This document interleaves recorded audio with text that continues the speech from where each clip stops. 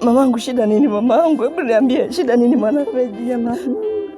Shida nini mama? Mama, shida nini mama? Sasa niambie mama, shida nini? Kimeukumba nini mamangu? Mama, hebu niambie kweli mamangu, kimeukumba nini?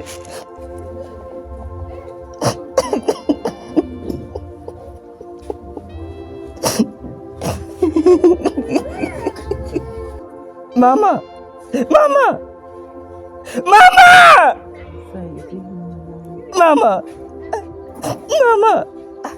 Mama, shida nini mamangu?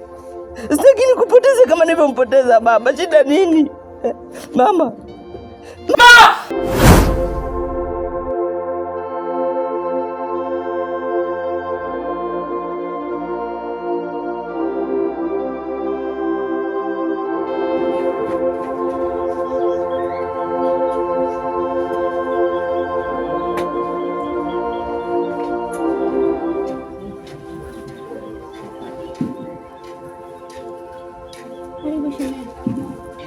Bwana, nimemkuta.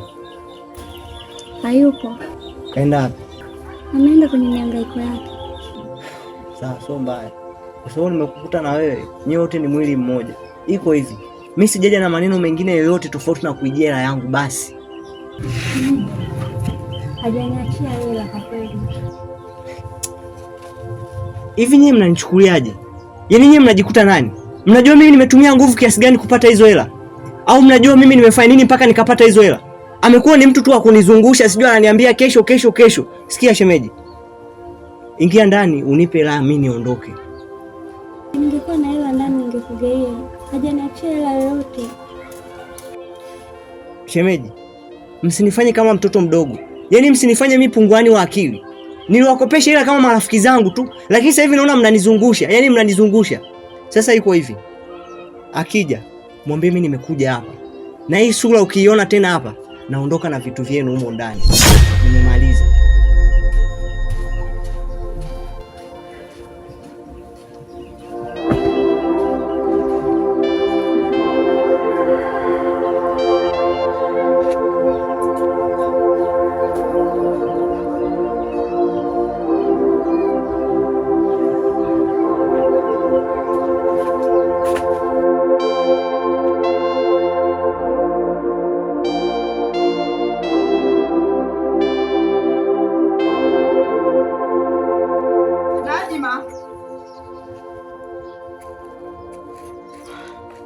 Najma mwanangu, njoo mara moja mwanangu. Mwanangu Najma, inabidi uende mjini kwa kaka yako James. Kila siku mwenye nyumba anatupigia kelele anataka pesa yake ya kodi. Ukifika umwambie hali halisi hapa nyumbani, akupe pesa, tuje tumlipe mwenye nyumba, haache kutupigia kelele kila siku. Unanielewa lakini? Jamani mama, wewe unahisi kwamba nikienda kwa nitamkuta kaka kweli? Ana mwaka mzima hajafika hapa nyumbani. Hapana, atakuwa ni mzima, huenda alipoteza simu ndio maana hatuna mawasiliano naye. Unanielewa? Jamani mama, niende sasa hivi kweli? Kwani unataka uende saa ngapi? Na uende saa huko mjini. Ukae ujipweteke, usahau shida za hapa nyumbani. Ni kufika na kurudi. Unanielewa lakini? Fanya haraka ujiandae uondoke. Haya mama.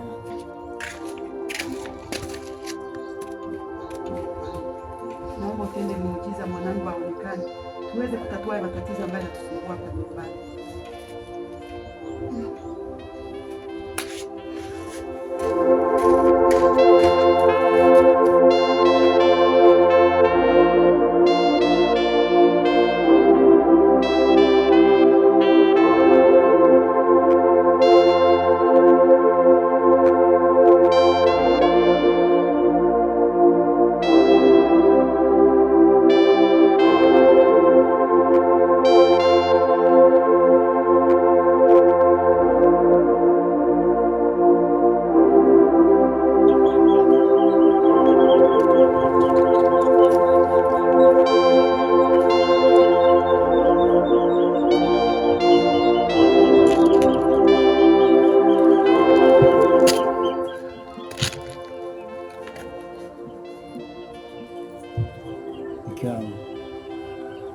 Shida nini?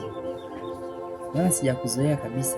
Nitegemea kuwa mazingira yatakuwa safi kabisa. Shida nini? Mume wangu, Hivi haya madeni tunayalipa lini?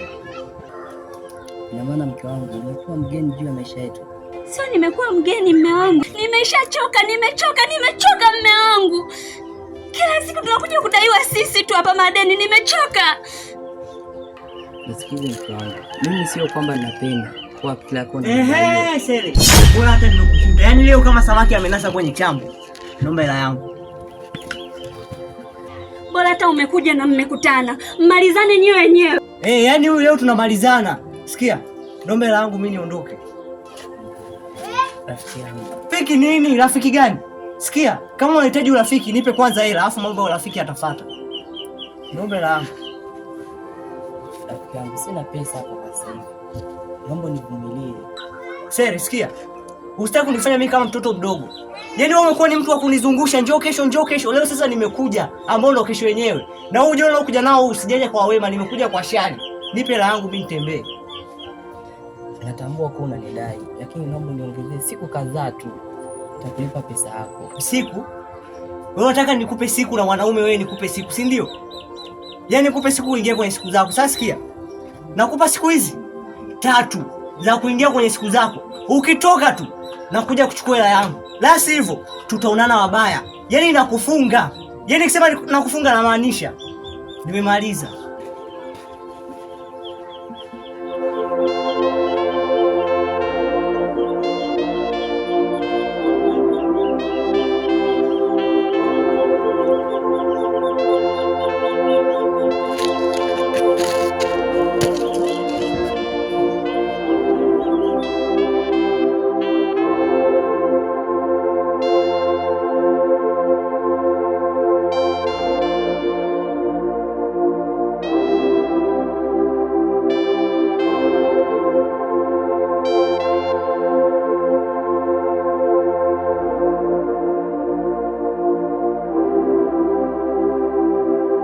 Mke wangu, sio kwamba na mimi napenda kuishi kwenye haya matatizo.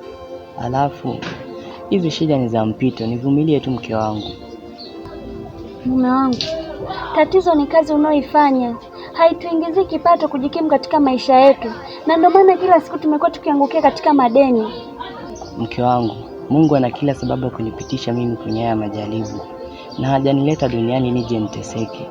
Ina maana umesahau kuwa ili dhahabu ing'ae lazima ipitishwe kwenye moto.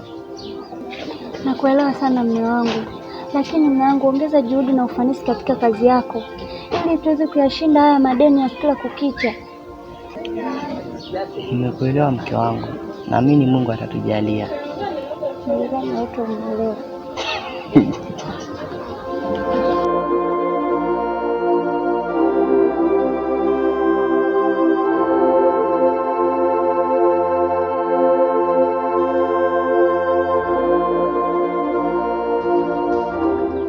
Mama wewe, nataka hela yangu aisee. Nataka hela yangu. Yaani leo sijajia mambo mengi. Nataka unipe hela yangu. Mwanangu, hata salamu. Salamu ikufai nini labda? Yaani kila siku nakuja hapa tu unajia maneno. Kila siku unajia maneno. Nataka hela yangu mamangu. Mwanangu, naomba uendelee kunifuatilia. Bado sijapata pesa, niongeze hata siku 3. Nikuongeze siku 3? Yaani nikupe siku 3 kivipi yani? Nimekupa mwezi umeshindwa, nimekupa miezi 2 umeshindwa, miezi 3 umeshindwa. Leo nikupe siku 3 utaziweza? Mwanangu.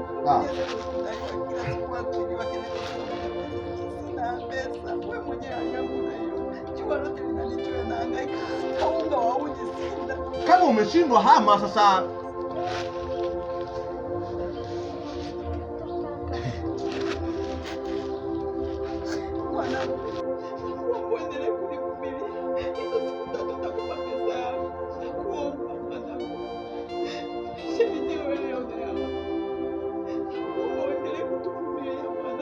Unajua mama, unataka kunizoea wewe. Unajua unataka kunizoea kabisa mama. Sasa sikiliza, mimi nakupa siku hizi siku 5. Zikipita hizo siku 5 nikija hapa nisipokuta hiyo pesa, unahama huko ndani. Nakwambia ukweli. Nakwambia kabisa, si mimi sina longolongo.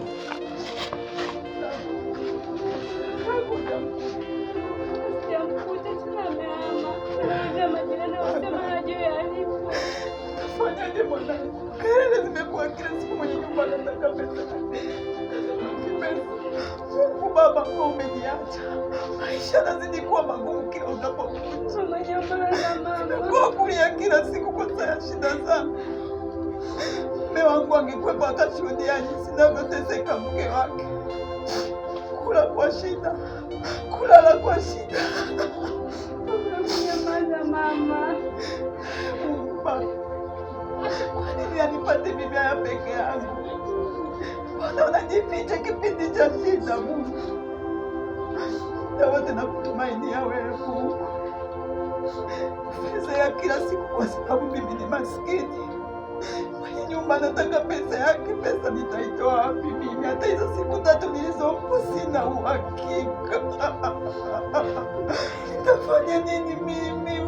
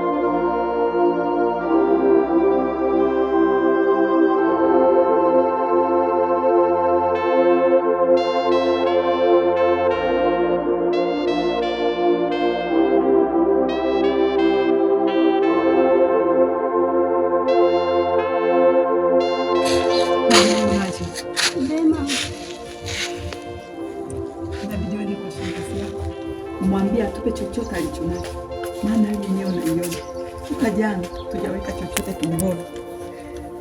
Mwambie hata kama anaunga kidogo atusaidie. Mama, unamjua kabisa shangazi alivyo. Hata kama mwambie atupe chochote, maana mficha malazi kifo umuumbua mwanangu. Wewe nenda umwambie atusaidie hata hicho alichonacho. Unanielewa? Ndio mama. Wewe nenda tu.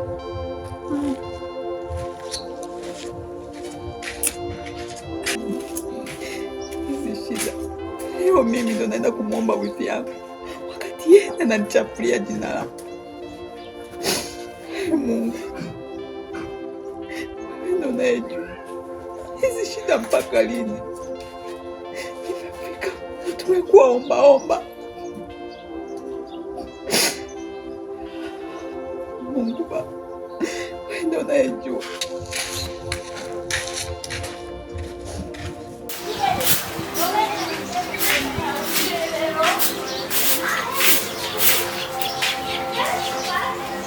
Na wewe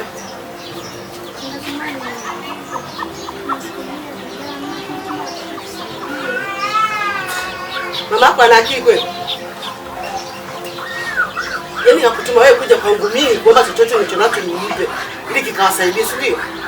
Kamwambie sina chochote nitakachokumpa yeye, bali nitawapelekea maskini barabarani. Umenielewa? Usinite shangazi, mimi sio shangazi yako. Umesikia? Mimi ndugu na nyinyi nishakufa tangia zamani, tangia kakangu alale pale kaburini. Kakangu amelala pale kaburini na kuja kuniomba chochote nilichonacho niwasaidie. Niwasaidie nini? Nitasaidia maskini mimi sio nyie. Naomba ondoka batewa kubwa na mamako. Naomba mamako anikome. Tena anikome asinifuate fate. Unasikia? Eti naomba chochote. Wewe. Hiyo mwanzo na mwisho kufika hapa. Sio unanifuatafuatia nini mimi? Hawa watu vipi hao? Wamemua kakaangu. Sasa kakaangu yuko kaburini amelala kule. Ndio anakuja kuniomba nilichonacho mimi. Nasema hivi, wauaji nyie msifike hapa kwangu siku nyingine. Iwe mwanzo na mwisho. Ndio ndugu kishaga kufa zamani.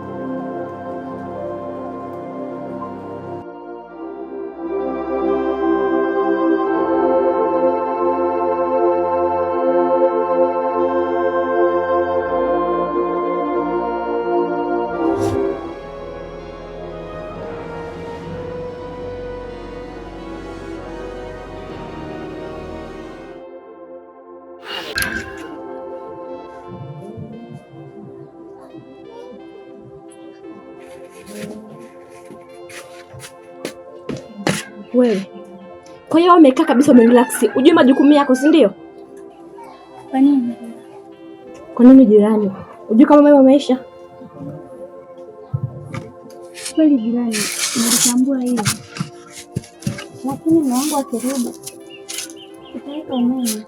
Vumilia kidogo. Kwa hiyo mimi nikuvumilie mpaka mume wako arudi. Ni kama wewe nyumba au vipi? Sio hivyo jirani yangu. Ila nilikuwa naomba kama una akiba yako umeweka ndani. Ulipia umeme, mume wangu akirudi tutaweka. Yaani mimi nichukue akiba yangu, nikupe wewe. Niweke umeme. Yaani wewe vipi? Jirani yangu nakuomba tu. Saidie kwa hiyo. Fanya ulipo umeme. Afu nikushauri tu ndugu yangu. Kama maisha yamekushinda, jaribu upande wa pili. Huko ni simple tu. Haina haja kutumia nguvu. Sijui umeelewa?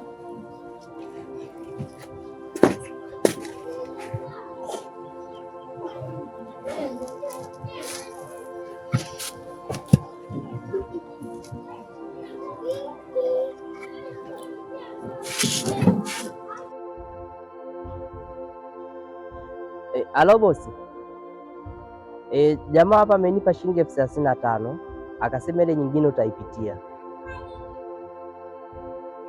Sawa. Aya, hamna shida. Aya.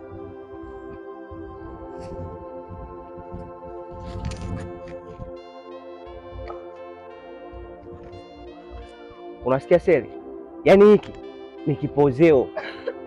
Wewe umejikuta mjanja. Yaani wako unanizungusha unaniona mimi mtoto mdogo. Sasa sikia, leo Mungu ameniona. Na sio kwamba deni langu limeisha. Deni langu liko pale pale. Sijui unaelewa? Kwa hiyo kwa hii usije ukasema labda umepunguza deni sijui nini, deni langu liko pale pale mwanangu. Wewe unajikuta mjanja. Sasa leo umeingia chakula. Lakini sio za kwangu hizi. Sasa mimi nanihusu nini? Mimi nachojua hela nimeikuta mikononi mwako, iwe ya kwako isiwe ya kwako mimi sijui. Alafu siku nyingine ukiona hii sura pale nyumbani kwako, basi jua kuna hivi viwili. Nimchukue mke wako au nichukue vitu vyako. Yaani chochote wewe tegemea litatokea mwanangu. Uwe na siku njema.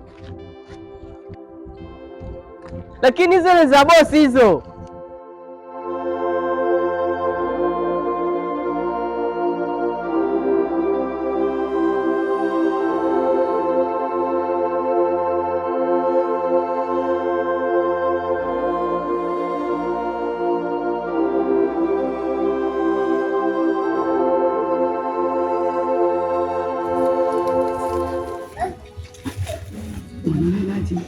Mbona huko hivi na si kawaida yako? Shida ni nini? Eti mama, sisi ni wachawi. We mtoto wewe. Hayo maneno mazito umeyatoa wapi? Mama ulimuua baba? Hapana. Mimi sijamuua baba yako. Wala mimi sio mchawi mwanangu. Lakini huyu wifi, kwa nini toka mume wangu amefariki amekuwa kunitafuta mabaya? Yule ni mume wangu. Nilimpenda, tena nilimpenda sana. Lakini Mungu kampenda zaidi. Mimi sio mchawi, hata hiyo dawa ya mchango mimi sijui. Lakini kwa nini mwanamke akifiwa mme huwa anaitwa mchawi, lakini mwanamume akifiwa na mke hajawahi kuitwa mchawi? Hivi wifi amesahau kwamba hii ni dunia na yeye yuko kwenye ndoa na mme? Ya Mungu ni mengi. Mme wake akitangulia yeye akaitwa mchawi atajisikia? Mara wifi amekuwa akinitangaza ubaya. Ndugu walinifukuza toka mme wangu amefariki, wakaninyang'anya kila kitu, lakini bado wananipatilia wakiniita mimi ni mchawi. Mimi sio mchawi. Hakika nimeamini ayashirekile na shekelela ikushoi. Mme wangu mimi tumetoka mbali sana mpaka nakuja kuwapata nyewe watoto wangu. Mme wangu tumetoka mbali sana. Ndio maana sijamwamini shangazi mama. Mme wangu mimi tumetoka mbali sana mpaka nakuja kuwapata nyewe watoto wangu. Hakika nimeamini majibu yana thamani kipindi moto unawaka, lakini moto ukishazima huwa yana thamani. Leo wifi yangu ananiita mchawi kisa kaka yake ametangulia kaburini. Mungu ndiye anayejua kama mimi nilihusika. Niamini, sijamuua baba yako, wala mimi sio mchawi. Mama, nakuamini. Mimi sio mchawi.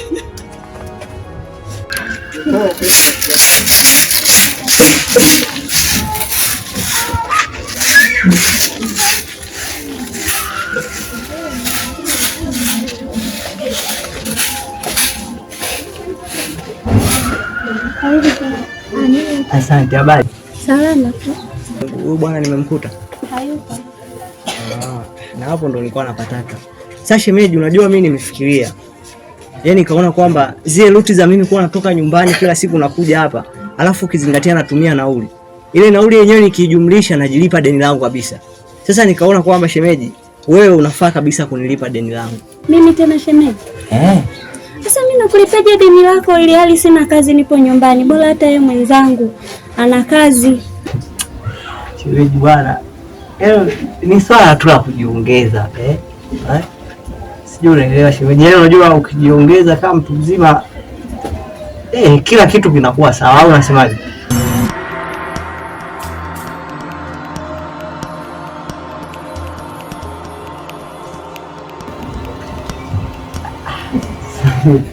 Sawa. Sasa sikia shemeji, mimi nakupa siku mbili. Nakupa siku mbili za kujiongeza. Alafu mimi nikirudi hapa fresh, mtoto mwenyewe mzuri unalipa, au unasemaje? Siku mbili. Sawa shemeji? Basi salama.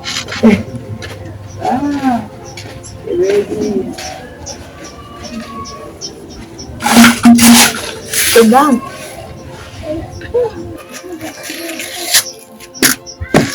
Mbona kwa ngumu kiasi hicho na wewe Kiangalia mtoto mwenyewe mzuri, kila kitu nacho. Hivi kwa tayari kila siku unakula mrenda, dagaa, kila siku madeni. Jiongeze bwana. Hivi jirani, unachokiongea kinatoka kabisa kwenye akili yako? Kinatoka kwenye akili yangu, ndio maana nikakwambia jiongeze mtoto wake. Ukijibaya utacha feli.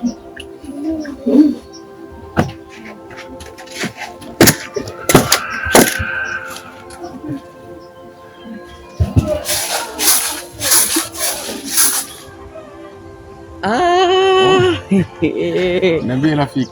Safi. Kwema ndugu yangu? Safi kabisa. Za siku. Fresh kabisa. Kwema lakini. Kwema. Majukumu vipi? Namshukuru Mungu ndugu yangu. Eti?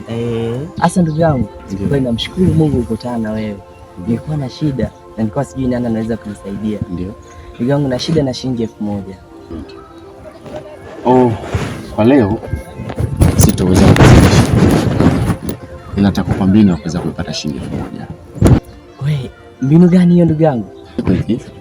Unajua sisi vijana hapa mtaani tumebadilika sana. Alafu tumeonekana tofauti. Sio? Hatuna wa maana tena hapa katika jamii. Ila kuna connection moja ambayo nataka nikupatie. Kuna mtaalamu wangu nitakupeleka. Una uhakika kabisa hiyo mtaalamu uko sawa kabisa?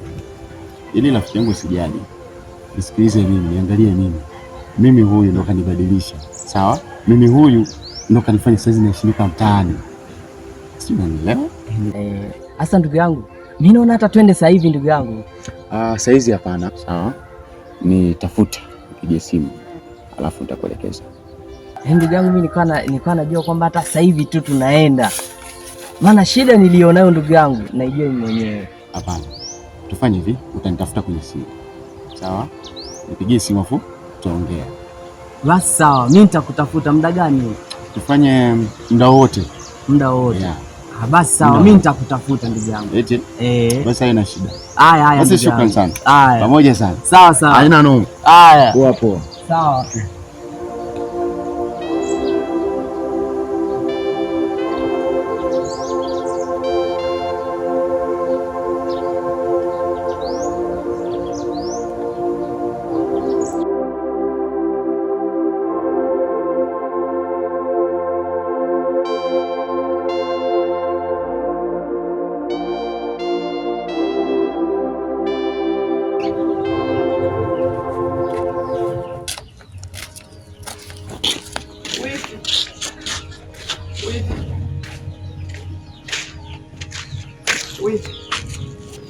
Hivi nishawahi kukosea nini wifi yangu?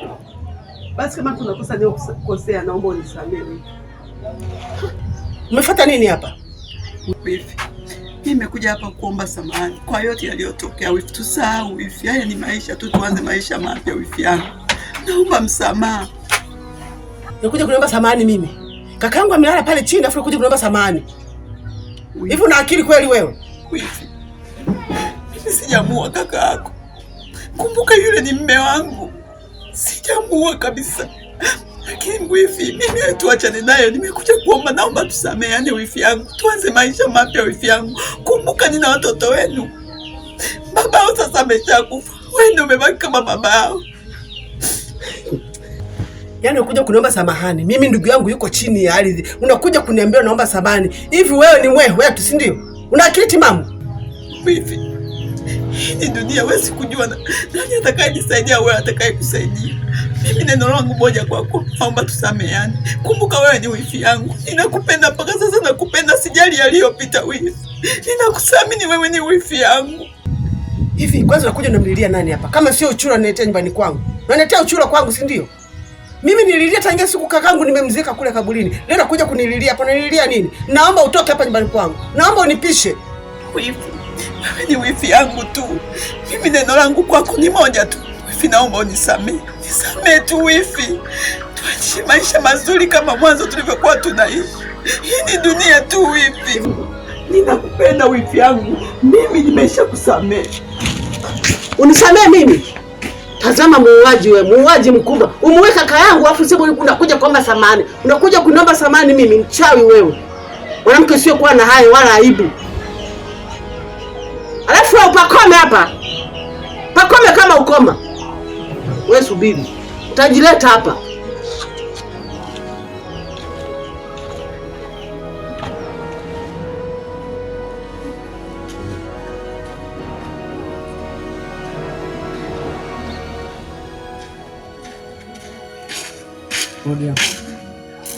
Karibu. Habari yako ndugu? Sio salama. Kwa nini? Na siku mbili sijala. Siku mbili? Mama ametoka. Rafiki yangu Steve, kama mtoto nisaidie tu nikanunue unga nikoroge uji mimi.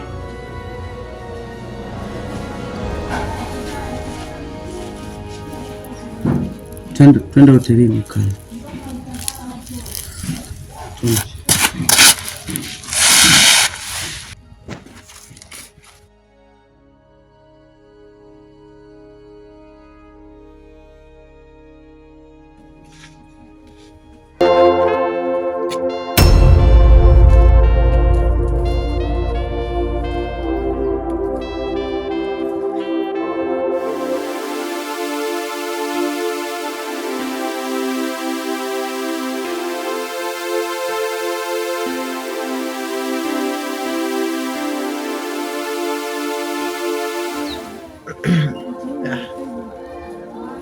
Yaani unasikia? Shukuru mke wako ameshakulipia deni. Kwa sasa hivi uko usikudai.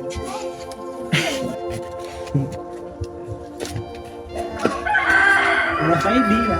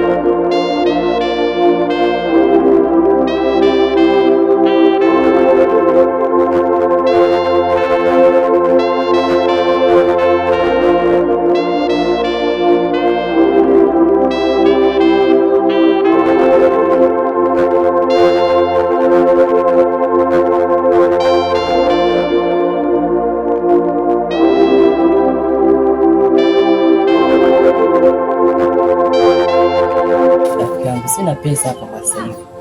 Naomba nivumilie. Sere, sikia. Usitaki kunifanya mimi kama mtoto mdogo. Yaani wewe unakuwa ni mtu wa kunizungusha, njoo kesho, njoo kesho. Leo sasa nimekuja, ambao ndo kesho yenyewe. Na wewe unajua unakuja nao usijaje kwa wema, nimekuja kwa shari. Nipe hela yangu mimi nitembee. Natambua kuwa unanidai, lakini naomba niongezee siku kadhaa tu. Nitakulipa pesa yako. Siku? Wewe unataka nikupe siku na wanaume wewe nikupe siku, si ndio?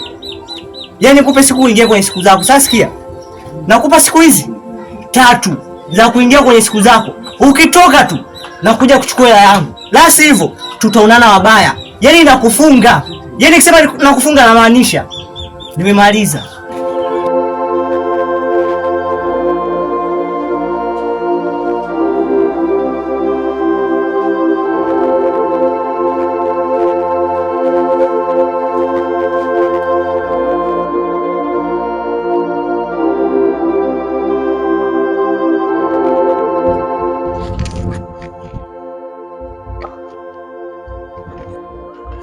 Unasikia Seli?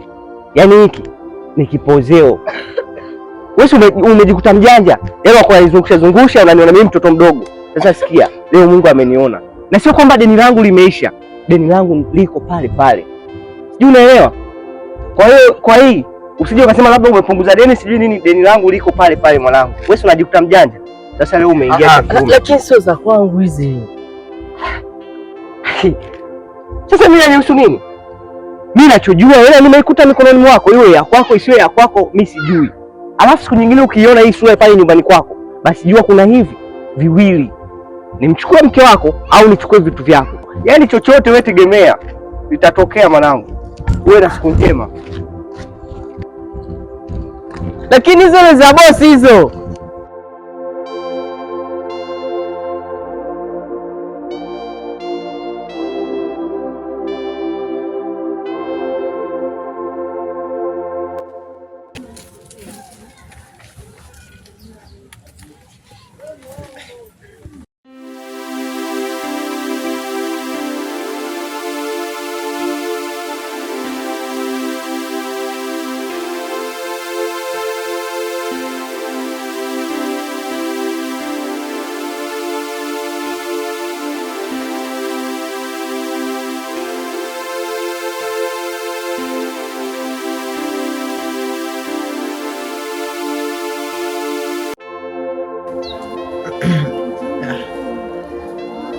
Yaani unasikia?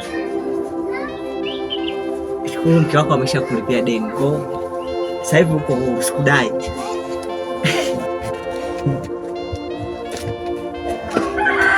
Unafaidika.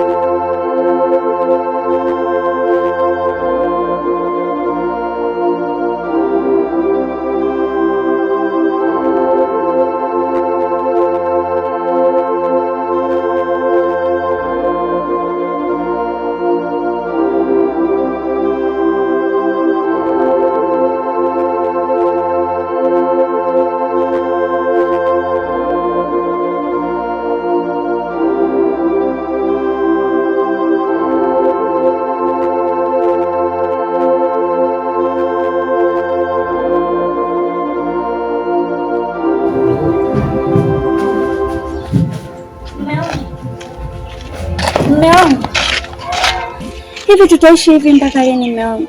Si wakula, si wakunywa, tuongeleshani wala hatushirikiani kwa jambo lolote lile. Mke wangu, mbona tunashirikiana kwa kila jambo? Au unataka tushirikianeje mume wangu? Hatuongei mume wangu.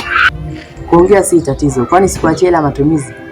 Sawa mume wangu, hela matumizi unaniachia, lakini hatushirikiani kwa jambo lolote lile. Mke wangu, mimi nishakusamehe kabisa. Mume wangu, najua nimekukosea sana. Tena nimekukosea pakubwa. Nisamehe mume wangu. Mimi sijafunza kitu chochote kwenye kichwa changu. Kwa hiyo nimeshakusamehe kabisa.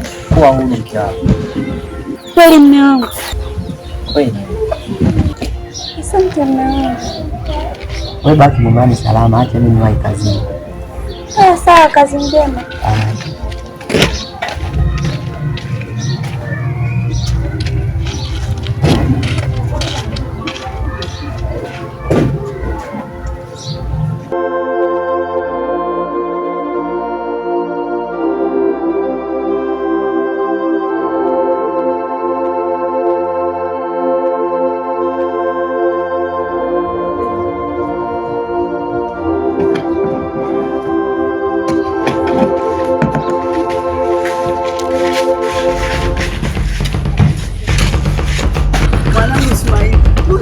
Mlango nitalala wapi na mtoto wangu? Unafunga mlango. Unafungia mlango tuende wapi baba? Naomba tuongeze siku nyingine 2. Nilikupa siku ngapi? Wewe si mama nimekupa siku 10 kabisa wewe. Ukashindwa. Leo nikuongeza siku 2 tutaziweza? Mwanangu, sisi wenyewe hatupendi. Kama unavyojua hali zetu, tunahangaika huku na huku, sijapata chochote. Mwanangu, tuongeze siku nyingine 2. Angalau basi tutafuta hata pa kujistiri. Au nimeze funguoni? Hapana mwanangu, tunakuomba. Tuko chini ya miguu yako. Sawa, kuna kitu nimepata hapa. Sasa unaonaje nikiondoka na mwanao wewe hizi siku 2, wewe nikufungulie mlango? Hivyo kaka una haya kweli? Hivyo mtu mzima kutoka na mimi kweli? Niwe na haya kwani mimi ni muhaya? Sikia nikwambie mwanangu. Ni kweli unatudai. Lakini deni aliwezi kalipa uzinzi. Huyu bado ni mtoto mdogo. Eti kisa unanidai, uchukue mtoto wangu, umzalilishe. Mtoto ananyonya huyu? Kwangu mimi bado ni mtoto. Achana na mimi tena, usinizoea. Hata kama unatudai, huwezi kuja kumchukua mwanangu. Eti kisa unatudai, deni walilipa uzinzi. Yone. Mwanangu, haya matatizo mpaka lini? Tutalala wapi? Mlango umefungwa. Maisha kila siku ni sisi. Tukifurahi siku moja ujue siku 6 kwetu ni shida. Mama, tutaenda wapi? Ila nimepata wazo. Twende kwa ile shoga yangu.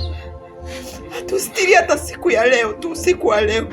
Ukicha kesho tutajua pa kwenda.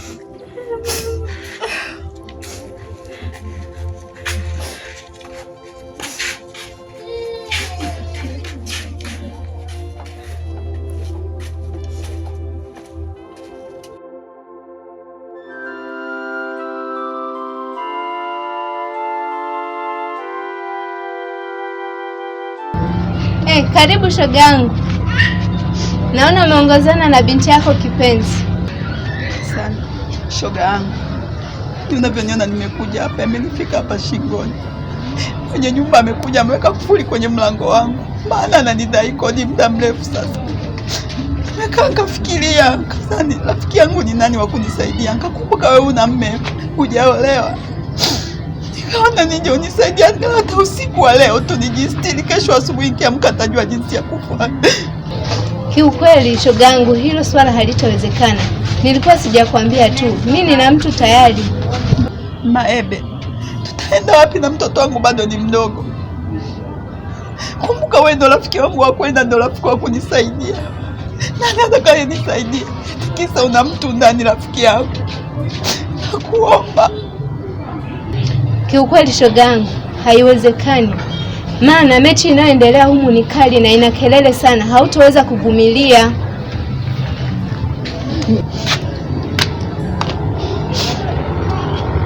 Mechi inayoendelea kwa uwanja gani aliona? Haina shida mwanangu, tutaenda wapi? Hatuna pa kwenda tena. Akili yangu imefika mwisho mwanangu. Haya maisha mpaka lini? Umaskini huu, tunadharaulika kwa kila mtu. Sisi wenyewe hatukupenda kuwa hivi. Tutaenda wapi? Tutalala wapi? Mwanangu, mpaka ninachanganyikiwa, sijui nifanye nini mimi kama mama. Wewe ni mtoto wangu, bado ni mdogo, utaki kukutana naye. Mimi mama.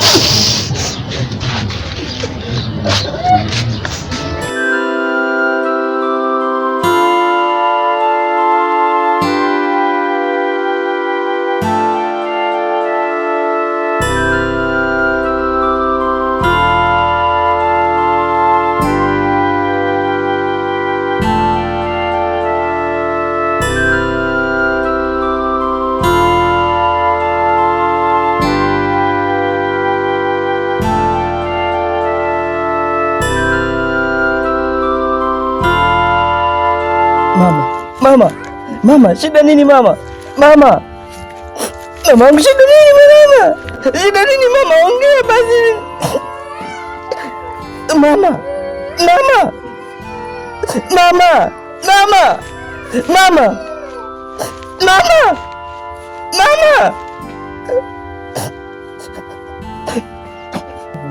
Mamangu, shida nini mamangu? Hebu niambie, shida nini mwanangu?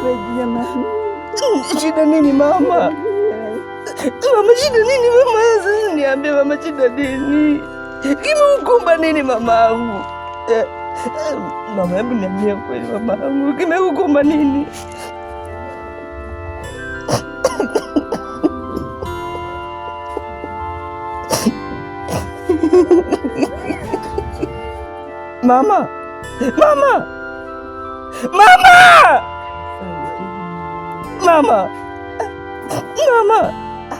Mama, shida nini mamangu? Sitaki nikupoteze kama nilivyompoteza baba. Shida nini? Mama.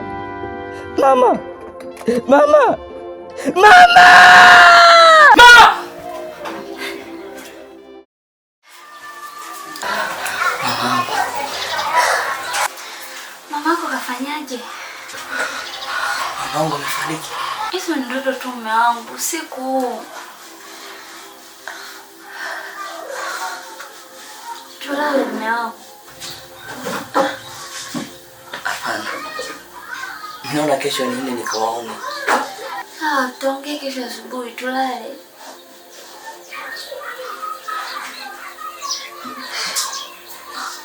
Wewe lala tu wewe. Tulale sasa. Wewe lala.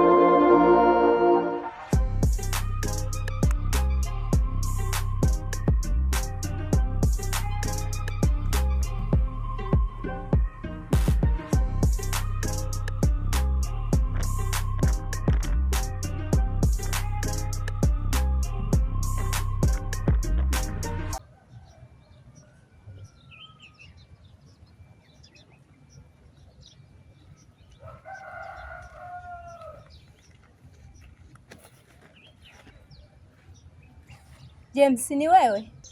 Ndiyo mama mdogo, shikamoo. Marahaba James, ulikuwa wapi James? Tulikutafuta sana. Mama mdogo, yaani huu mguu hata nyinyi uko unawatafuta. Nimetoka kule kwa mama, nikaambiwa hayupo. James, mama yako kwenye ile nyumba alifukuzwa, alikuwa hana kodi. Mwenye nyumba akamfukuza. Ila kwa taarifa nilizonazo, anaishi maeneo ya kule Kashishi, kule kwenye ule mtaa wa Kashishi ndo anaishi huko. Ina maana mama mdogo hata wewe upajui? James, mama yako kipindi anaondoka, yani kama vile tulikuwa na ugomvi. Hata hakuniaga. Kwa hiyo mama mdogo na uhakika kwamba nikienda pale Kashishi nitampata? Ndio utampata, kwa sababu mimi niliambiwa anaishi maeneo ya huko Kashishi. Haya mama mdogo, ngoja niende nikaendelee kwa tafuta. Haya, mimi nakutakia mafanikio mema ya kumpata mama yako. Wewe nenda. Haya mama mdogo, baadaye.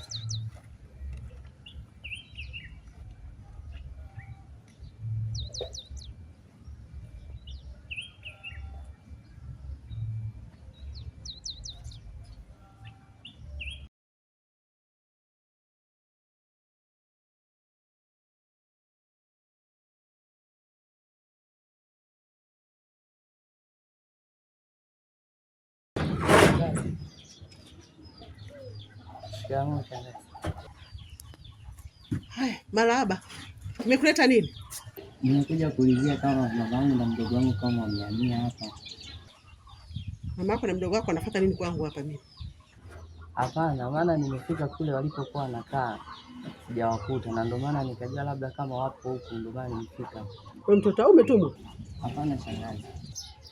Umetumwa na mama yako, si ndio? Hapana shangazi. Nenda kamwambia pale ni kisiki cha mpingo. Umenielewa? Aliyemuua ni huyo kakangu. Mimi hawezi kunipata. Umenielewa? Naomba uondoke. Lakini shangazi, tambua kuwa mimi na mdogo wangu ni watoto wa kaka yako. Hapo na unavyofikiria sio kabisa shangazi. Mimi siwezi nikamuoa baba yangu. Nilikuwa nampenda sana baba yangu. Hebu toka. Naomba uondoke. Naomba ondoka. Naomba uondoke. Ondoka haraka. Usifanyie kichefuchefu mimi hapa. Napenda. Alafu kama unatumwa kuja nyumbani kwangu, hapa mpati kitu. Umesikia? Na mwambie mama yako kabisa pale nimekwenda nimeshindwa, mjinga wewe. Nakuja kuniambia eti mtoto wa kakao. Umekuwa wimbo. Kwa mtoto wa kaka ni wimbo. Alafu wewe usionekane tena hapa siku nyingine. Mimi nishachoka. Kesa mtoto wa kaka. Kesa mtoto wa kaka. Nimeshachoka mimi.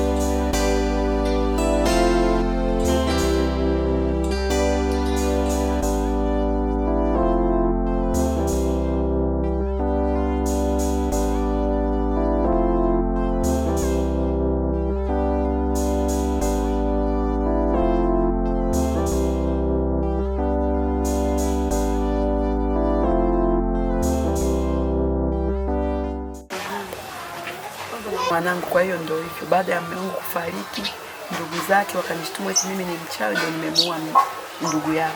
Nikapelekea wakaninyang'anya kila kitu. Mpaka nyumba tukafukuzwa, hata nguo tulinyang'anywa kila kitu.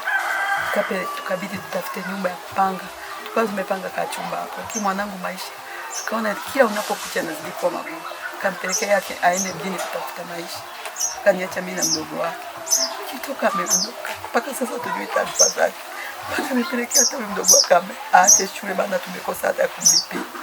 Mbaya zaidi, mdogo wake alipata huko mjini. Alimtafuta mpaka alimkosa. Hapo unavyotuona, maisha yamekuwa magumu. Mwenye nyumba alikuja akatufukuza.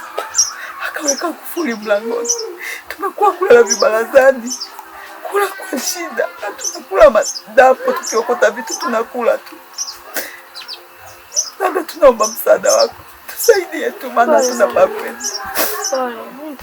Mwanangu, hata usijali, mimi nitasaidia kadri ya uwezo wangu nilionao. Barikiwe mwanangu, maana dunia sasa watu kama wewe ni wachache sana. Upendo umekoma, watu watupendani. Mtu akikuona hivi anafurahi tu. Makosa sana mwanao atapatikana tu. Sio jambo la kumshirikisha Mungu. Ndio kwamba utusaidie, maana tunataka kwenda mimi na mama yangu. Kwa na amani. Hapa tumeshakuwa nyumbani. Kuhusu chakula, mavazi, yote yatakuwa kwangu. Lakini nakuomba mwanangu, fanya ufanyavyo niweze kumpata kijana wangu. Maana ndio kijana wangu wa pekee, pia ndo naimtegemea. Nakuomba. Hii sote mama atalifikisha kanisani. Na mimi itakuwa sawa. Na mwanao atapatikana kwa wakati sana. Naomba ufanye wepesi mwanangu aweze kupatikana. Amina.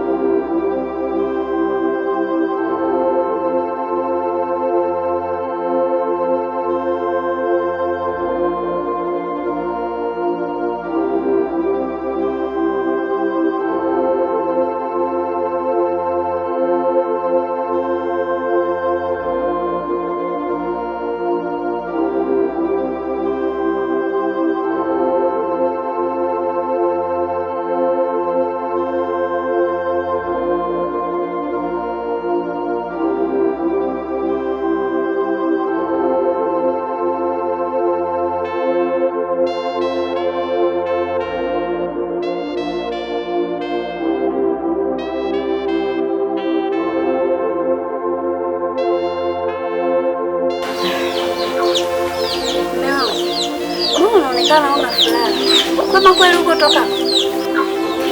Si kwema mke wangu. Kwani Mama na dada sijawakuta. Walipokuwa wanakaa walifukuzwa kwa sababu ya kula. pole mume wangu.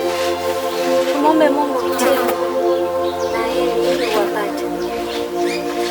Asante mke wangu. Haya, pumzika. Vipi? Kuna chochote? Maji.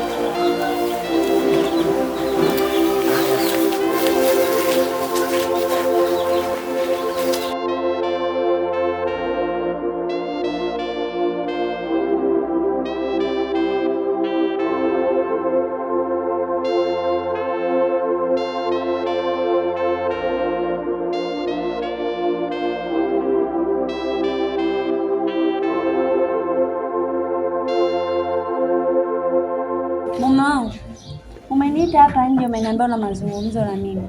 Nakusikiliza. Ni kweli mke wangu. Leo nimekaa nikafikiria, nikaangalia haya maisha tunayoishi, nikapata wazo. Nikaona twende kwa mganga mke wangu. Kwa mganga? Kule yani na mimi nitapata maisha mazuri kabisa. Hivi mume wangu, huko ulikotoka umepata na matatizo gani? Umekutwa na nini huko ulikotoka? Tangu lini mimi nikaanza kuwa na imani za kishirikina? Mke wangu, sio kwamba tunaenda kwamba nitakuwa ni kila siku. Hapana, tunakwenda tukishatatuliwa tatizo letu tu tunaachana nayo. Wewe mke wangu, hali mume wangu, Sijui huko ulipotoka umepatwa na matatizo gani, sijui umekutwa na nini mpaka unaanza kuniambia habari za kwenda kwa waganga. Tangu lini mimi nikaenda kwa waganga mimi? Ina maana mke wangu, wewe unafurahia maisha haya tunayoishi mke wangu? Kila siku tunatukanwa, tunadhalilika hapa mtaani, sisi ndo tunasemwa. Ina maana unafurahi kabisa mke wangu Sifurahii hayo maisha mme wangu, lakini sasa mimi nimetoka kwetu, nimeacha maisha mazuri, nimekuja kwako. Leo kweli nianze kwenda kwa waganga mme wangu? Sawa, sijakataa kwenu maisha mazuri ya hapo, lakini una ya kwako.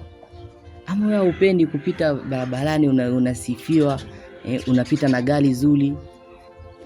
Yaani sio kwamba mme wangu sifurahii, lakini hizo habari za kwenda kwa waganga mimi sijawahi kuwa nazo. Ina maana wewe mke wangu unapenda kila siku unapita mtaani unasifiwa sifa mbaya tu mke wangu? Sawa mme wangu, nitafanya ili tu upate furaha, lakini hayo mambo mimi kwa waganga hayo mimi kabisa yani hata siendani nayo. Nachokiamini mke wangu, tukienda kule tutakuwa na maisha mazuri, naamini utaniamini mke wangu. Yaani mimi nafanya tu kwa sababu ya wewe. Mke wangu, nenda basi kajiandae twende. Sawa mme wangu.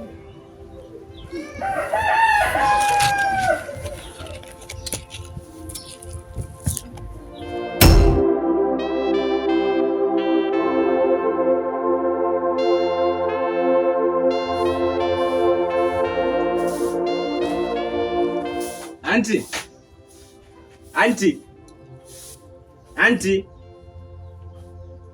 James. Karibu.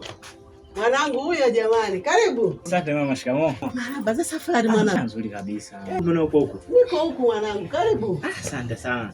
Yaani nikasema nipitie hapa kwa auntie kidogo na usalimie then nirudi nyumbani. Eti? Karibu. Haya, ndugu yangu James yupo. Mwanangu, ingia upumzike kwanza, au utajua baadaye. Haya mama.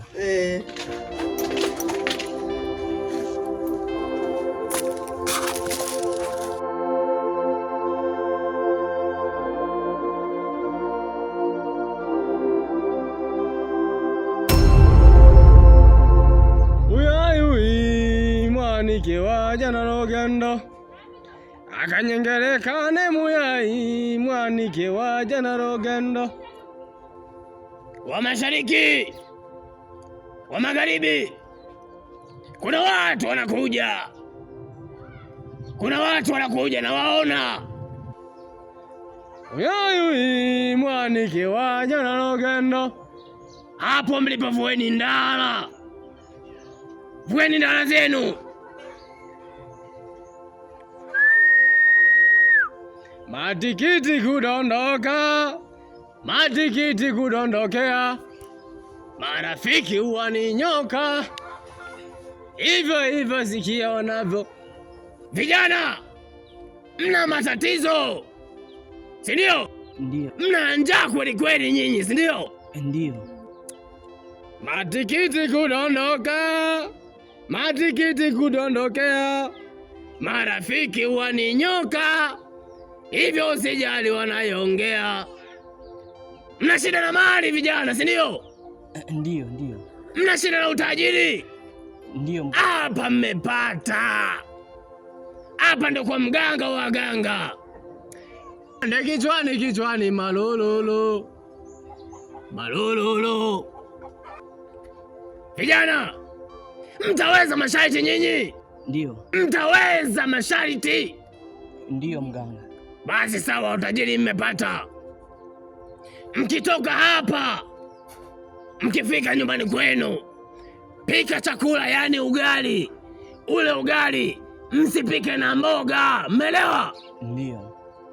Mkishapika, kuna nyumba, yani pagala, ambayo haishi mtu yoyote, liko jirani yenu. Msije mkakosea masharti. Sikilizeni kwa makini vijana. Wewe, ukikosea usirudi hapa. Mkishafika kwenye ile pagala, mtakuta mboga. Ile mboga muitumie na ugali mliopika. Mmelewa? Ndio mganga. Mnaelewa? Ndio mganga. Mnanisikiza kwa makini vijana? Ndio. Si mnataka mali? Ndio. Mnataka utajiri? Ndio. Mkishakula kile chakula mtakachopata pale, rudisheni hapa. Ndiyo mali yenu au utajiri wenu mtakao mmepatia hapo. Mnaelewa vijana? Ndio. Mnaelewa vizuri? Ndio. Vijana tuko sawa? Ndio. Mmeelewa? Tumeelewa mganga. Kuna lingine? Hamna mganga. Kuna maswali? Kuna maswali? Hapana mganga. Kuna lolote? Hakuna mganga. Yote nimeyasema, si ndio? Mimi ndio mganga wa waganga. Mmeelewa? Tumeelewa mganga. Na mkitoka hapa msigeuke nyuma mpaka mfanye nilivyowaambia. Mmeelewa? Ndio mganga. Mnaelewa? Ndio mganga. Usigeuke nyuma. Usigeuke nyuma. Nenda moja kwa moja, sirudi. Nenda moja kwa moja, fanya kama nilivyovisema hapa. Ndio utajiri wenu uko pale, ndio mali zenu ziko pale, mwaweza kwenda. Matikiti kudondoka, matikiti kudondokea, marafiki ni nyoka. Wa mashariki, wa magharibi, wa kusini na kaskazini, mweze kufanya kazi hiyo. Ndio niliyowaambia wa vijana, na muwalinde.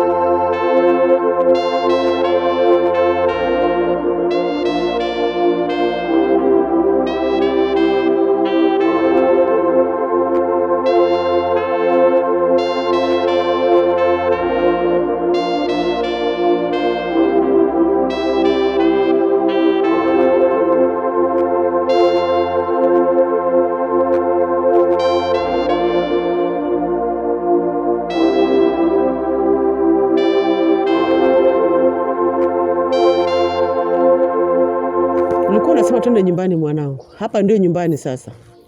Ina mama unasema hapa nyumbani kati mimi najua hapa ni kwa mjomba. Kwa mjomba? Ina mke alikuwa anakaa hapo alikuwa unamjua. Yule mwanamke ni mbaya amenulia ndugu yangu. Lakini mama, tambua kila kifo kinachotokea hapa duniani ni mpango wa Mungu. Sio jini wala shetani yoyote wala mpango wa wachawi. Kwa unavyosema hivyo unamuonea sana anti. Hivyo namjua yule mama wewe. Yule mama hata ndugu hawamtaki. Tumeshamfukuza hapa atoke kabisa tena aende. Hivi mama sasa ndio sawa wanamchukia wote lakini ndio kufika hatua ya kumfukuza hapa nyumbani. Hujui kwamba ana damu yako. Wale watoto si watoto kaka yako mama. Yaani wale watoto na mama yao wote ni kitu kimoja. Waache waende wakapotelea wanakoenda. Ila mama mimi siungani kabisa naye kwenye swala hilo. Ninapokuambia naenda kuwatafuta ndugu zangu lazima warudi nyumbani. Unasemaje? Unaenda wapi? Hivi mtoto ni mjinga. Wakawa ndugu zako lini? Mimi undugu na yule mwanamke ulisha siku ambayo nimemzika ndugu yangu. Leo unaniambia kwamba eti ni ndugu zako. Uje uwalete tuone. Kama wewe ni mwanaume uje uwalete hapa. Mjinga sana huyu mtoto. Hii watoto mwingine yakoje? Nimelipeleka shule kwenda kusoma lakini halina akili. Puzi mtupu.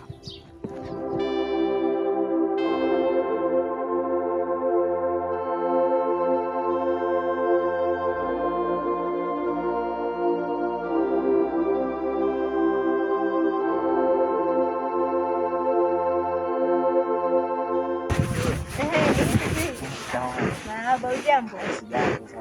Salama tu. Maana siku nyingi. Kweli kabisa. Sasa kwanza mimi nafurahi kukuona maana nilikuwa na shida na aunti. Na shida na aunti sijui unajua anapokaa sasa hivi. Aunti tangia alipofukuzwa akahamia huku alipokuwa amepanga pale na penyewe kafukuzwa pia kwa sababu alikosa pesa ya kodi. Sasa hivi kahamia mitaa ya huko chini chini. Kwa hiyo ni aunti unataka kuniambia kabisa James ashindwa kumsaidia mama yake. James naye nimekutana naye majuzi hapo. Pia naye alikuwa ananiulizia mama yake anaishi sehemu gani, nikamuelekeza anaishi mitaa ya huko chini chini. Kwa hiyo namba ya James unayo? Namba ya James sina. Na huko alipohamia aunti unafahamu? Kule alipohamia aunti, yani sifahamu ila ni mitaa ya huko chini chini. Basi sawa hamna shida aunti. Mimi ngoja niende pale kijiweni kama ulimuona. Bado nitamkuta pale kijiweni ambapo tulikuwa tunakaa. Haya poa. Haya aunti kwa heri.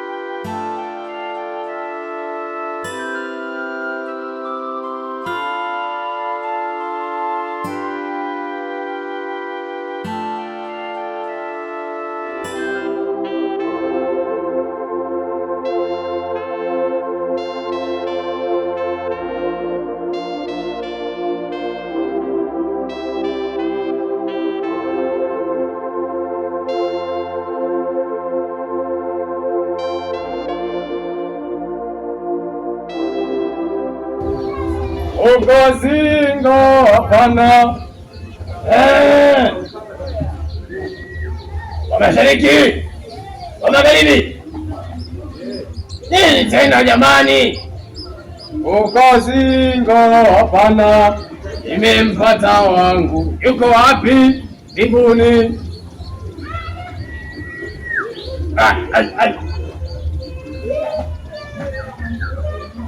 Kuza mapepo. naogopa sana watu wa mtaa huu, ila watu niweza. Yuko singo? Hapana, nimempata wangu. Yuko wapi? Mbinguni. Nzuri, tunaendana. Mimi ndio Peter mganga wa waganga, kutoka misitu mikubwa, misitu ya Kongo. Ikula kiapo ndo ufanye uganga. Uganga huu unasaidia watu unahitaji mali, wanaohitaji utajiri, wanaohitaji maisha mazuri. Hapa ndo kwao mbinguni. Binti, nini shida mama? Nini tatizo? Mbona uko mwenyewe? Mwenzako yuko wapi? Ulipotuambia tuende kule kwenye ile jumba, yeye alikimbia. Atakimbia? Ndiyo mganga. Okay, hiyo ndio mali ambayo ni babode, si ndio? Ndio mganga. Huyo ndio tajiri kwa sababu baada ya kupata muleta hapa, si ndio? Ndio. Yeye akakimbia. Ukaja mwenyewe hapa, si ndio? Ndio mganga. Safi. Basi sawa binti, kazi yako nitaifanya, ila nakupa sharti. Endapo ukitoka hapa, hakikisha unamtafuta. Sawa mganga. Jua likizama hujampata na kumleta hapa, jua amepata matatizo mazito, amepigwa na kitu kizito.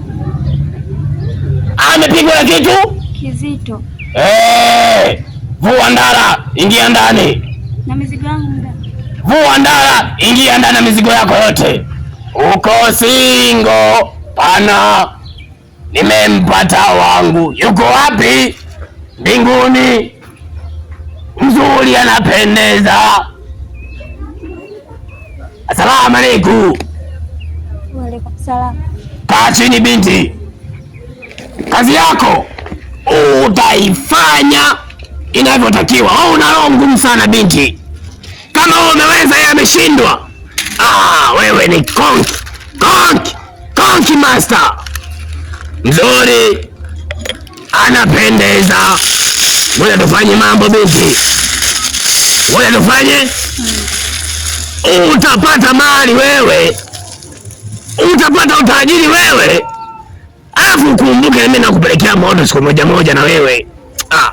Kama mwanamume anakimbia, anakuacha wewe mwanamke, kuja kwangu nipeleke moto, nikupelekee moto. Mama wewe, tapata raha.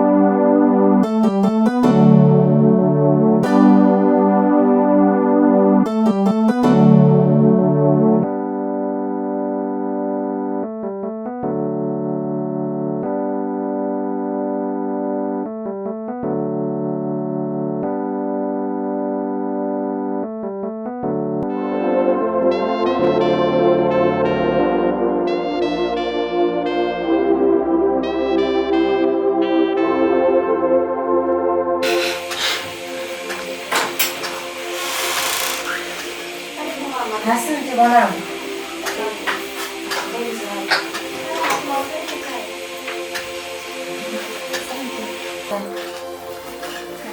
Asante mwanangu, habari za?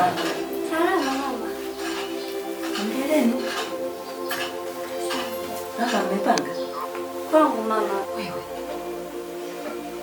Hongera sana mwanangu. Asante sana. Kama mmefikia hatua hii, Mungu awabariki sana mwanangu. Ni jambo jema sana mkiwa na mji wenu kama hii. Ni baraka kubwa kwa Mwenyezi Mungu. Mkulima yupo?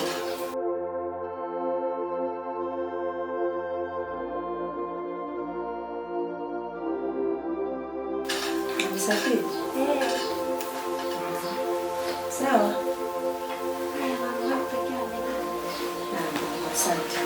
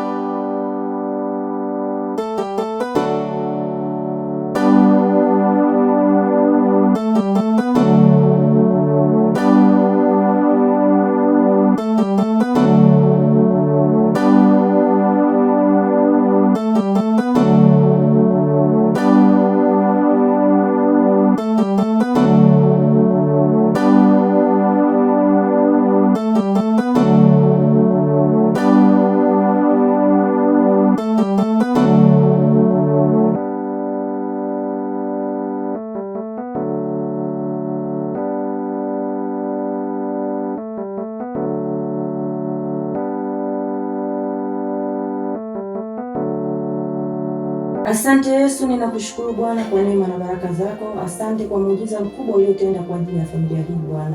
Umewabariki watoto wangu, umewatoa sehemu nzito lakini umewapa sehemu nyepesi katika maisha Bwana. Ninaomba ukambariki hata mkwelima wangu huko alipo katika kazi zake na katika shughuli zake Bwana. Ukampe neema na baraka zako. Mama, kama unataka kufanya maombi kwa nini usiende kanisani? Nyumba nyingine sio kila mambo unayofanya yatakubalika kwa Mungu. Niende kanisani? Kwa nini nisifanye maombi hapa nyumbani?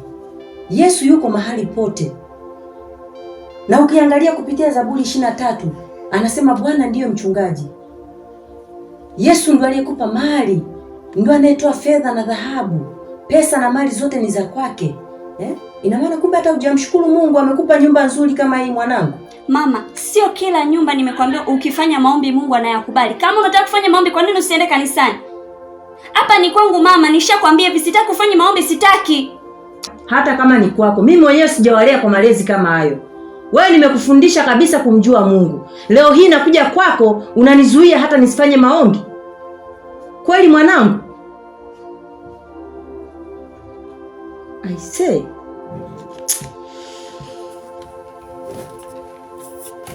Ajua nitendayo Mungu wangu. Ninaomba msaidie mwanangu. Sijamlea kwa malezi hayo.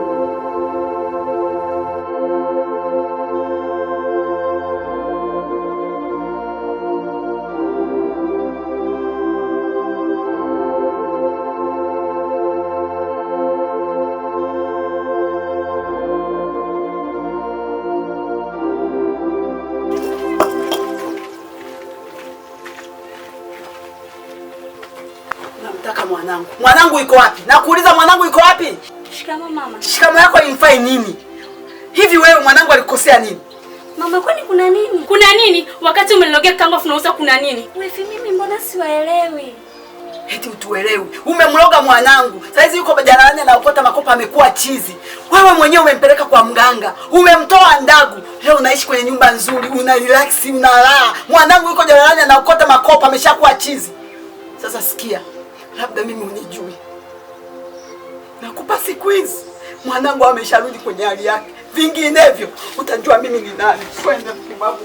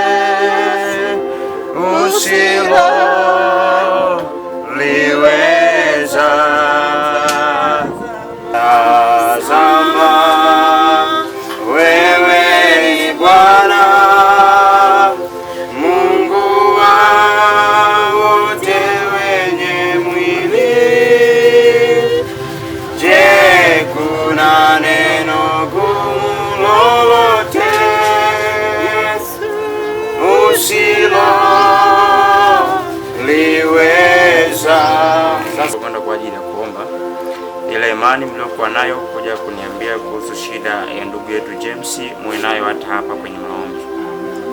Msiteteleke, msiwe na shaka. Mara baada ya maombi atakuwa amepona na tatizo halitomsumbua tena kwa imani. Amen. Na Biblia inasema kwamba imani ni kuwa na kila mambo yatarajiwayo, ni bayana ya mambo yasiyoonekana.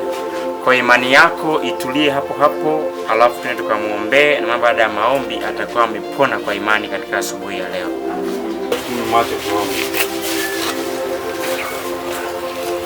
Baba mtakatifu na Mungu mwenye enzi, asante Kristo wa neema yote.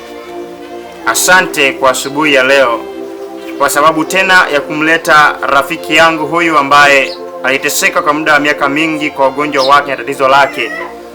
Asante kwa sababu amekuja tena kwa ajili Baba ya kuja kukuona wewe na kuja kusogea karibu na miguu yako. Maana kama miguu yako ndiyo mahali petu tunaupenda na palipo na usalama. Tunakusii Yesu Kristo, katika asubuhi ya leo tembelea kila sehemu katika mwili wa kijana wako James asubuhi hii.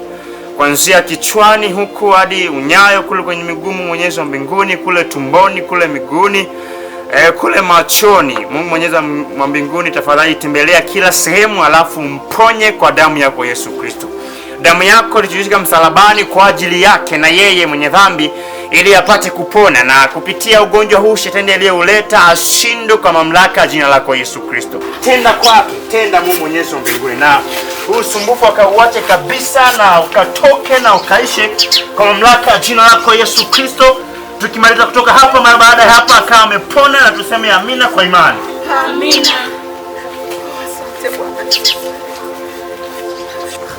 Ametenda maajabu nami siwezi kueleza, siwezi kueleza, siwezi kueleza. Ametenda maajabu nami siwezi kueleza, ametenda maajabu nami siwezi kueleza, siwezi kueleza, siwezi kueleza. Ametenda maajabu nami siwezi kueleza, ametenda maajabu, ametenda maajabu nami siwezi kueleza, siwezi kueleza, siwezi kueleza.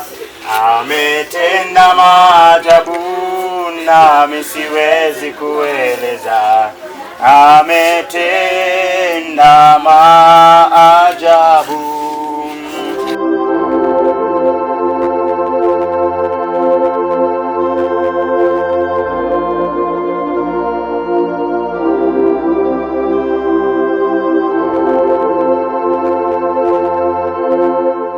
Kiukweli naombeni mnisamehe sana. Najua nimekosea, nimewakosea sana, na pia nimemkosea sana Mungu wangu. Mwanangu, hata usijali, mimi nimeshakusamehe, lakini pia Mungu ameshakusamehe, na Mungu amesema akisamehe huwa akumbuki tena. Lakini mwanangu, kwa sasa mrudie Mungu wako.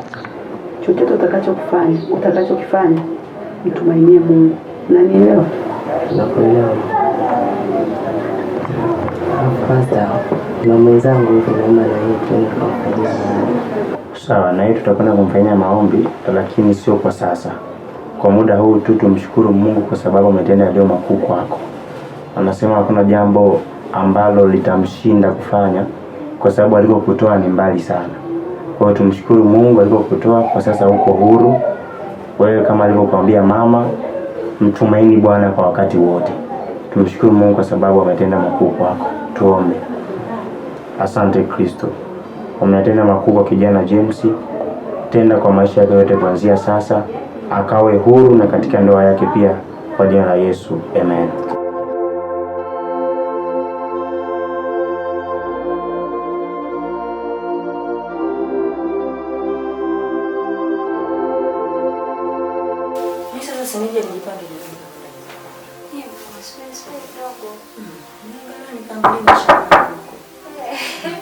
Karibu.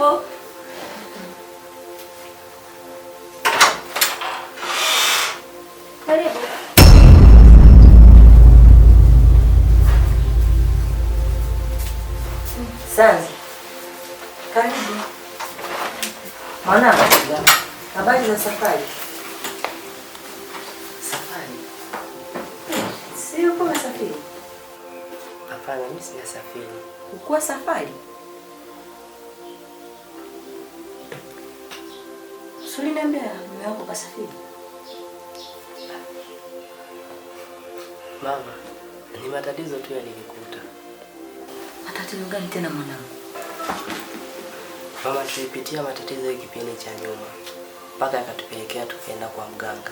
Mkaenda kwa mganga? Mama. Mbona mlifikia sehemu kali sana, yani sehemu nzito sana, mkachukua majukumu ya kwenda kwa mganga?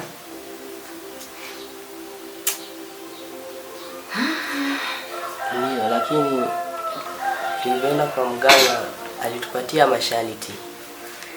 Hayo masharti wakati wa kutimiza, ila mimi sikufanikisha kuyatimiza. Mke wangu ndo aliyatimiza.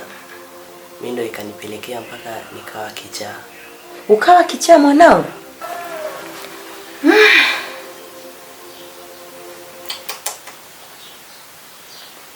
Mwanangu, mlikuwa mmefikia wakati mgumu sana, kwa sababu kwa wakati huu ni wakati wa Mungu. Hata mafanikio mnapata kwa Mungu, si kwa mganga. Tambua, mganga ni binadamu kama wewe. Atakupaje utajiri? Yeye ni tajiri? Sanzi, mbona watoto wetu wako wamefikia sehemu nzito sana? Yaani mimi mwenyewe nilichanganyikiwa.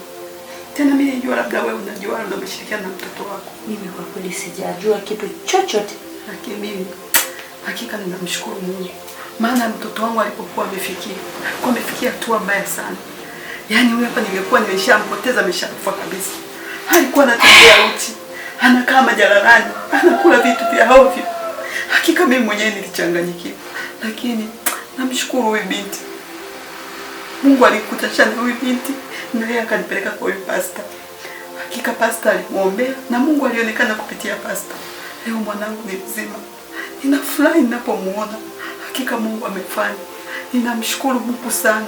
Jina lake libarikiwe sana. Amen. Tunamshukuru Mungu Mwenyezi wa mbinguni kwa sababu ameyatenda yaliyo makubwa na makuu kwake kijana James. Katika matatizo yake alikuwa akiyapitia na katika ugonjwa wake wa muda mrefu, lakini leo kwa imani aliyokuwa nayo amepona kwa sababu alikuwa akimtumaini Bwana. Ndio maana Biblia inasema kwamba imani ni kuwa na hakika na mambo yatarajiwayo, lakini sio tu mambo yatarajiwayo, ni bayana ya mambo yasiyoonekana. Kwa hiyo imani aliyokuwa nayo James pamoja na maombi tuliyofanya, Mungu ameyapokea na amemfanya James kuwa mzima tena wa afya. Kwa hiyo tutakuja kufanya leo tena hapa nyumbani, baada ya kutumbea pia kuna mke wake, tumekuja pia kumuombea mke wake. Kwa sababu walipitia changamoto nyingi katika ushirikina na mambo mengine ambayo walikuwa wakiyapitia huko, lakini leo kupitia maombi yote tunakwenda kuyafanya sasa yatafanya wawe na amani katika ndoa yao. Amen. Na kuanzia sasa ushirikina hautatajwa tena katika ndoa yao. Amen. Kwa sababu Bwana anaiheshimu ndoa. Amen. Ndoa ni ya watu wawili na wala hakuna mwingine. Kwa hiyo kupitia maombi haya Bwana atakwenda kutenda makuu na makubwa sana katika familia hii ya Bwana na Bibi James. Kwa hiyo Mungu amekuponya kijana James, lakini pia mara tu baada ya kijana James kuponywa akasema mke wangu pia naye yupo. Kwa hiyo twende naye tufanyie maombi, ndio maana tukaja pia hapa kwa ajili ya kufanyia maombi na mke wake. Kwa hiyo tufanye maombi hapa siku ya leo, mwanamke kuwa na imani ya kwamba Bwana atakusaidia, mtatoka katika ushirikina mliokuwa mkiufanya na madozi mlizozipata kwa muda mfupi kupitia kwa waganga zitakoma kuanzia leo na mtaanza upya kwa maisha mkiwa na Bwana. Karibuni tufanye maombi.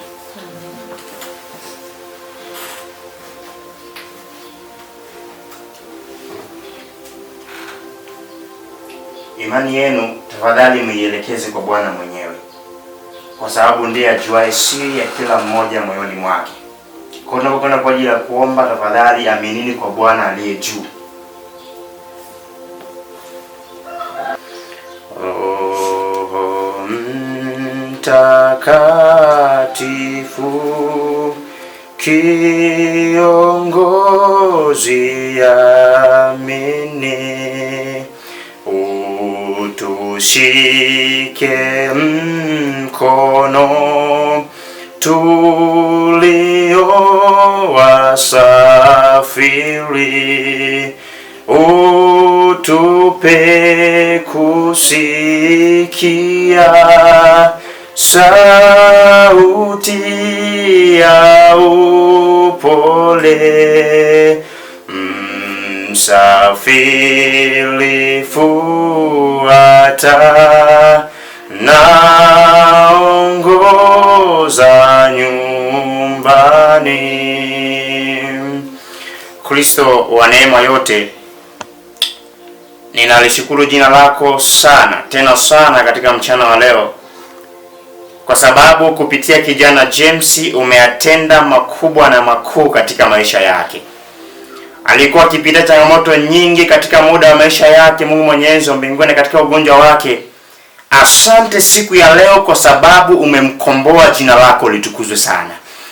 Lakini tu baada ya kupata uponyaji kwa Bwana, kupata uponyaji kwako, amesema hayupo yeye peke yake, yupo na mke wake. Mungu Mwenyezi wa mbinguni, nisamehe dhambi zangu kwanza katika mchana wa leo, kisha maombi ambayo nitakwenda kuyaomba na mkono wangu juu ya mke wake, Mungu Mwenyezi wa mbinguni, yakapate kibali machoni pako. Asante kwa sababu umemkomboa James, na sasa ninakuomba kwa imani ile ile, msaidie kumkomboa pia mke wake katika ushirikiano kwa kufanya hapo mwanzo, hata mali ulizozipata Mungu Mwenyezi wa mbinguni ambazo umezipata kwa njia isiyo ya halali.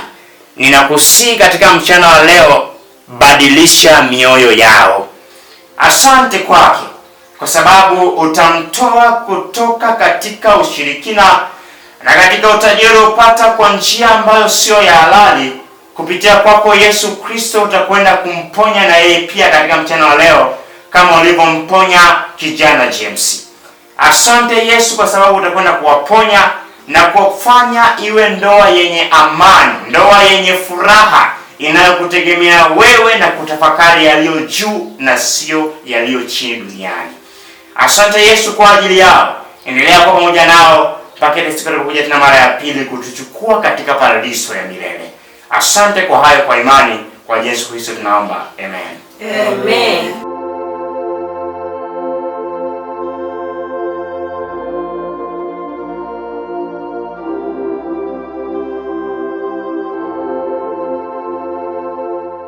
Jamani, ninashukuru Mungu kwa sababu umefika. Unajua, nimekaa nimewaza sana.